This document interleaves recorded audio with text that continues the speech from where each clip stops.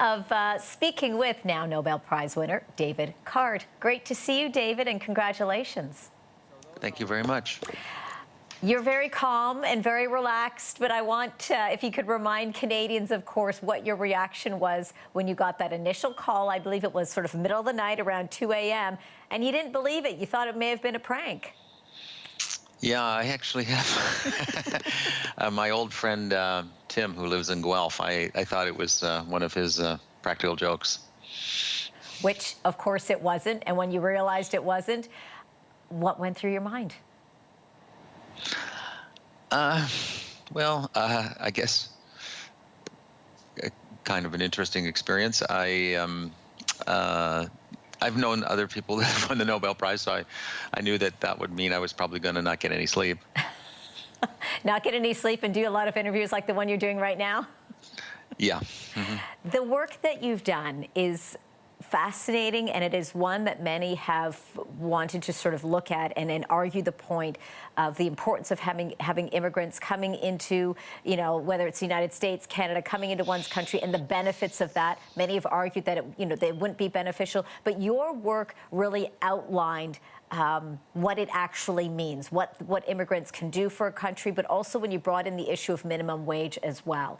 Talk to us a little bit more about that and what you think that is going to mean bigger picture when we're now looking at certain policies, when we're looking at economic recovery as we navigate through this pandemic.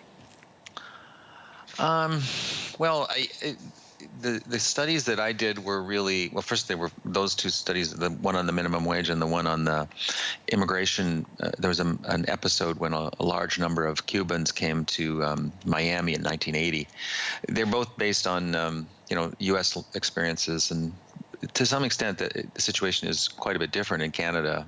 First of all, Canada has many, many more immigrants and a more diverse set of immigrants who've been pretty successful for the most part. Minimum wage in Canada is probably a little bit less controversial of an issue, and it's controlled by the provinces, so it's a little bit different scenario. How do you think it'll change things in the United States then? Well, as I'm sure your listeners know, things change in the United States, not necessarily based on the direction of scientific research. So I'm not too optimistic about that, no. I wanted to ask you as well, I mean, you've said in past interviews that, you know what, this is an incredible honor, but you're going to just continue what you're doing. And we know that students of yours have always been fascinated with your teaching style. Is this going to change things for you at all? No, actually, I'm working on a study of immigrants to Canada and the fraction of them that start new businesses, and try to understand their role. And we're having a meeting next week to go over some of our initial results. So I think I'll probably just keep doing the same kind of work I was doing before. I think that's probably the best reaction. You don't want to, get too sidetracked. I think the research that you're doing is one that will probably get you back on the program to talk about, because considering, and we know so many immigrants coming to Canada and starting their own business, with us dealing with a pandemic right now, things may be very different. A lot of them we know having to pivot and really think outside the box in terms of how they want that business plan to look. Before I let you go, one thing that you have been given is a parking spot, we understand, but you don't drive a vehicle, you ride a bike to work.